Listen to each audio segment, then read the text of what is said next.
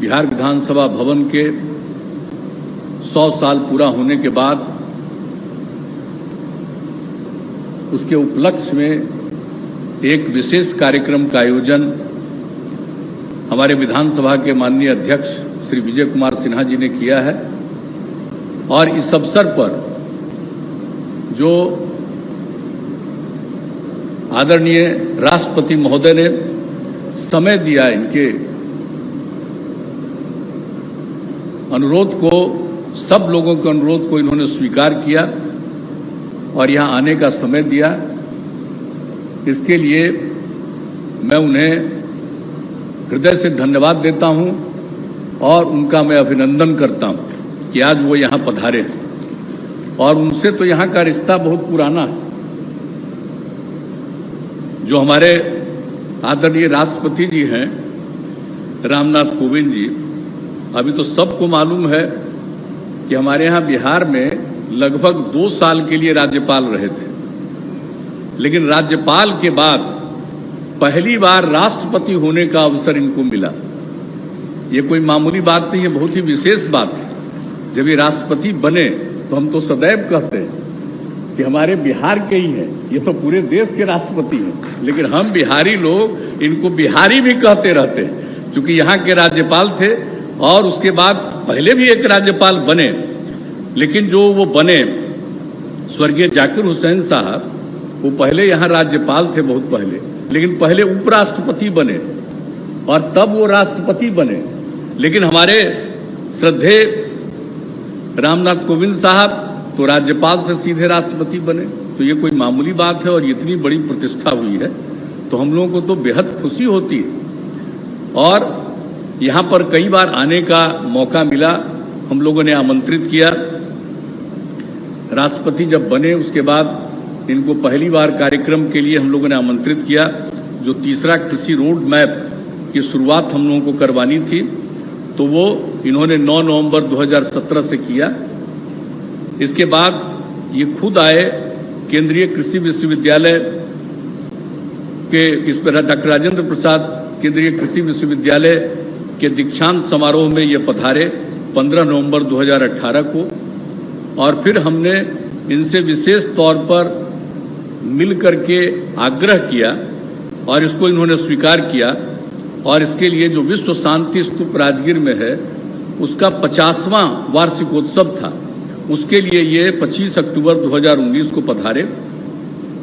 और जो विश्व शांति स्तूप बना, फूजी गुरुजी ने इसका निर्माण कराया, जापान के हैं। और कितना बार वो भारत में रहते थे आज़ादी के पहले, और उनका कितनी बड़ी भूमिका थी। और उन्होंने जो विश्व शांति स्तूप का निर्माण करवाया और उसका शिलान्यास 6 मार्च 1965 को उस समय के आदरणीय राष्ट्रपति सर्वपल्ली राधाकृष्णन जी ने किया था। और जब बन करके वो तैयार हो गया तो 25 अक्टूबर 1969 को उसका उद्घाटन किया था उस समय के आदरणीय राष्ट्रपति श्री वी गिरि जी ने। और इसलिए सब लोगों की इच्छा थी कि आज 50 साल पूरा हो रहा है और फिर आदरणीय राष्ट्रपति जी को इस कार्यक्रम पर आना चाहिए। तो हम गए थे, इन्होंने हम लोगों की बात को स्वीकार किया और आए, और इतना अच्छा कार्यक्रम हुआ, सब लोगों को इस बात को लेकर के प्रसन्नता हुई। तो आज यहाँ पर पधारे हैं, इसके लिए हम सब लोगों को बड़ी खुशी है। और यहाँ पर हमारे विधानसभा के माननीय अध्यक्ष ने विजय कुमार सिन्हा जी ने बहुत सारी बातें रख दी हैं यहाँ के बारे में। और आप सब तो जानते ही हैं कि आखिरकार 22 मार्च 1912 को बंगाल से अलग हुआ था बिहार, उसमें बिहार के साथ उड़ीसा भी उसका हिस्सा था। और उसी समय से, और जब बाद में हम लोगों को अवसर मिला तो 22 मार्च को हम लोगों ने 2009 से ही कार्यक्रम करना शुरू किया, जो बिहार दिवस के रूप में हम लोगों ने इसको मनाना शुरू किया है। और इसके अलावे जब ये 2009 से हम लोगों ने शुरू किया और 2012 में 100 साल पूरा होने के बाद जो कार्यक्रम जबरदस्त हुआ, लेकिन इसी बीच में जो हमारे उस समय बिहार विधान परिषद के उस समय के जो माननीय महत्वपूर्ण सभापति थे स्वर्गीय ताराकांत झा जी ने। उन्होंने इतना मेहनत किया, उसको हमेशा याद रखा जाना चाहिए। कितना मेहनत किया उन्होंने, और उसके बाद जो विधायी परिषद बना था उसके लिए 22 मार्च 2011 से विधायी परिषद की स्थापना के शताब्दी समारोह का यानी 12 में हुआ था, तो उन्होंने इसके लिए 11 से ही कार्यक्रम शुरू किया और उसमें बुलाया था उस समय की महामहिम राष्ट्रपति श्रीमती प्रतिमा देवी सिंह पाटिल जी को, और बहुत महत्वपूर्ण भूमिका निभाई। एक एक चीज जो पुराना इतिहास था, जो कुछ भी यहाँ पर बना था, उन सब चीज़ों के बारे में सारी चीज़ों को उन्होंने प्रकाशित किया और लोगों के सामने लाया था। और यही इसी के साथ साथ जो सब कुछ था, और उसके बाद पूरे 1 साल उन्होंने कार्यक्रम निर्धारित कर दिया था, और फिर 3 मई 2011 को पूर्व राष्ट्रपति आदरणीय डॉक्टर APJ अब्दुल कलाम साहब को बुलाया गया था और उन्होंने इस विषय पर बहुत सारी बातें रखी। ये सब काम वो करते रहे, और इस जो विधायी परिषद उस समय बना था, उस विधायी परिषद की पहली बैठक जो बन गई थी उसके बाद हुआ था वो 20 जनवरी 1913 को, और 20 जनवरी 1913 को पहली बैठक हुई थी ये पटना कॉलेज में, और इसका भी उन्होंने ही निकाला कि कहाँ पर हुआ था। इसके बाद हम लोगों ने 2012 में पटना कॉलेज में ही 100वें साल में एक कार्यक्रम वहाँ भी किया गया। तो ये सब काम उन्होंने इसकी शुरुआत की, और हम लोगों ने बिहार दिवस की शुरुआत की, और उसके बाद जो बिहार विधानसभा का भवन बना, जो इसका उन लोगों ने भवन तैयार किया, जब इसका साइज बढ़ा, पूरे तौर पर मान्यता मिल गई, सब कुछ हुआ, तब उसके बाद यहाँ पर जो काम शुरू हुआ 1920 में परिषद भवन का निर्माण कराया गया। और इसीलिए आज जो कार्यक्रम हो रहा है 100 साल के पूरा होने के बाद, ये जो परिषद भवन का निर्माण हुआ था, और अब ये बिहार विधानसभा भवन कहलाता है। लेकिन एक बात और हुआ है, ये 2016 से ही उस समय के विजय चौधरी जी हैं, भी मंत्री हैं, उस समय विधानसभा के अध्यक्ष थे, इन्होंने 2016 से शुरू करवाया था कि साहब इसका भी शुरुआत बिहार विधानसभा का शुरुआत होना चाहिए, भवन जो है इसका शुरू करना चाहिए हम लोगों को, और इन्होंने वही तारीख इसकी उस समय शुरू करवा दिया था। और इसके लिए ये भी बधाई के पात्र हैं जो इन्होंने 7 फरवरी से 2016 से ही काम शुरू किया था। और उस समय जो नए विधायक आए थे, जो उस समय संभवतः जो मुझको याद है लगभग 98 थे, और उन लोगों के ट्रेनिंग सब तो कहना उचित नहीं है, ट्रेनिंग तो नहीं कहा जाता है, विधायकों का ट्रेनिंग तो नहीं होता है, लेकिन उनके बीच में बहुत सारी बात उनको बताने का और ये सब काम उन्होंने किया। और ये काम 4 साल तक होता रहा, कोई न कोई प्रकार से कार्यक्रम। और अभी हमारे जो माननीय अध्यक्ष हैं विजय बाबू, इन्होंने सोचा कि भाई 100 साल पूरा हो गया है, हम लोग निश्चित तौर पर करें। और ये सब तो कोरोना हो गया, ये कोरोना के चलते थोड़ा सा विलंब हुआ, और आदरणीय श्रद्धेय राष्ट्रपति जी से अनुमति ली गई और उन्होंने समय दिया, आज आने का मौका मिला। तो एक एक चीज़ जो आज कम से कम कार्यक्रम हो रहा है और उसके बारे में जो कुछ भी हुआ है, ये बहुत अच्छी बात है। अब इसको लेकर के सब लोगों को जानकारी रहेगी, और जो भी हमारा पुराना इतिहास है, आज़ादी की जो लड़ाई है, उससे लेकर के एक एक बात की जानकारी सब लोगों को मिलती रहेगी और नई पीढ़ी के लोग जानते रहेंगे। इस उद्देश्य से इसको किया गया है। और ये जो विधानसभा भवन है, जब हम लोगों को काम करने का मौका बिहार के लोगों ने दिया है, तो हम लोगों ने बिहार विधानसभा भवन का भी एक्सपेंशन कराया। सब तरह से कई प्रकार से हम लोगों ने इसका एक्सपेंशन कराया है, ये सब लोगों को मालूम है। तो हर तरह से का सारा काम हम लोग करने की कोशिश कर रहे हैं। और इस अवसर पर आज बहुत खुशी की बात है, और जो निर्णय हुआ कि आज आदरणीय राष्ट्रपति जी ने शताब्दी स्मृति स्तंभ का शिलान्यास किया, और उसके बारे में हमारे विधानसभा के माननीय अध्यक्ष ने चर्चा कर दी है। ये बहुत अच्छी चीज़ है। जब ये बन करके, आज आपने शिलान्यास कर दिया, वो बन करके तैयार होगा, वो इतना सुंदर लगेगा, वो कितना बढ़िया होने वाला है, इस बात को आप जान लीजिएगा। और उसी समय हमारी इच्छा भी थी कि जब हम लोग ये सब कर रहे हैं तो हम लोगों को बोधि वृक्ष भी लगाना है, और वही सब मिल करके हम लोगों ने तय किया। और आज बोधि वृक्ष का भी बोध गया से ला करके बोधि वृक्ष का भी शिलान्यास हो गया। अब आप सोच लीजिए बोधि वृक्ष क्या है।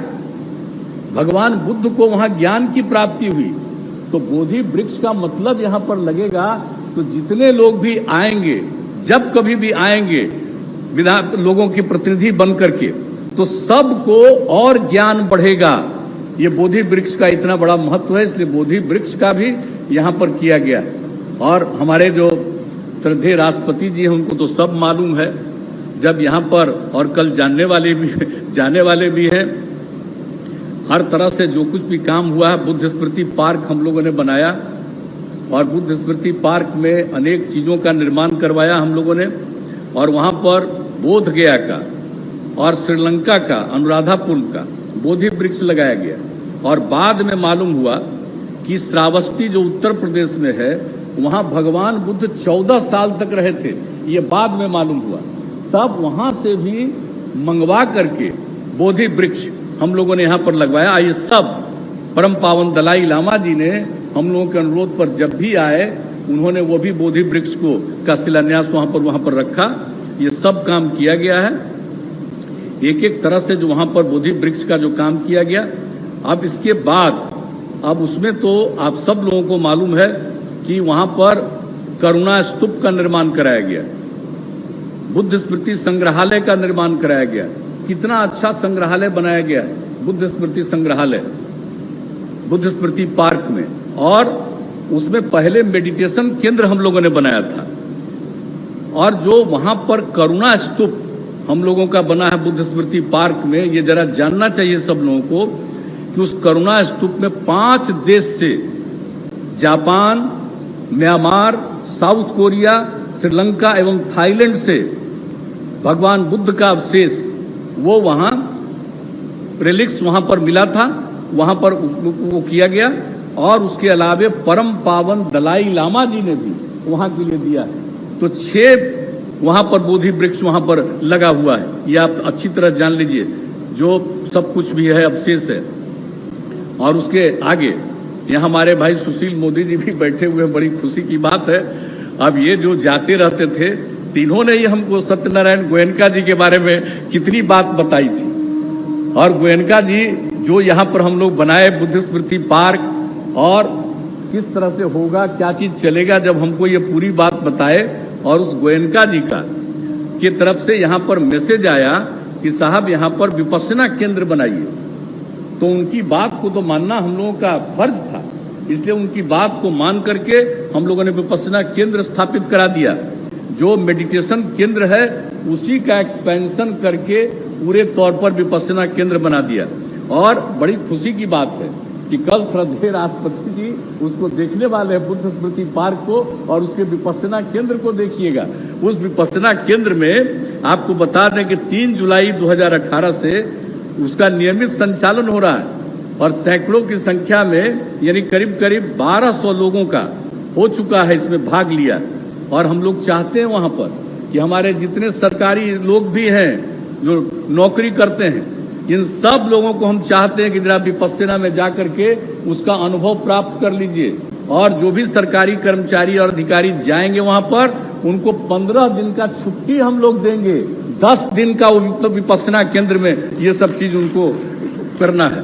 तो बड़ी खुशी की बात हुई जब कार्यक्रम के बारे में जानकारी मिली कि अन्य जगहों पर तो जा ही रहे हैं, आप विपश्यना केंद्र में जाइएगा। तो मुझे बड़ी खुशी हुई है कि जब आप अब विपश्यना केंद्र में जाइएगा कल, तो हम तो सब लोगों से कहेंगे कि भाई जरा विपश्यना केंद्र का, और जब बनाना शुरू किए तो हम लोग कितनी बार वहाँ जा करके क्या क्या करना है, स्त्री पुरुष सब आएंगे, उनके रहने का इंतजाम, जो ट्रेनर्स हैं उनके लिए इंतजाम, उनके भोजन का इंतजाम, हर तरह से लोगों की सुविधा का इंतजाम सब कुछ करवाया, ताकि कल जाकर के देखिएगा और सब ठीक लगेगा।